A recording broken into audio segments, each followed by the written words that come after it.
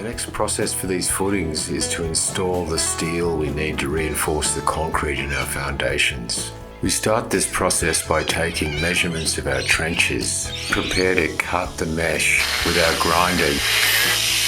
We're ready to install them in our footings.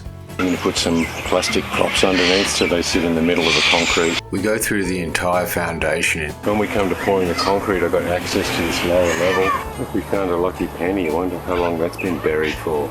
Make this really solid to the concrete. Once we have a piece cut to the right length, we just use that as a measurer. Sticking up so the blocks go over the top of them. These reference marks relate to where our hollow concrete block is going to align on the foundations. Once we're satisfied it's level, we fix it off with the rest of the screws. With all the vertical piers complete, the horizontal pieces we need to install later once the concrete's set.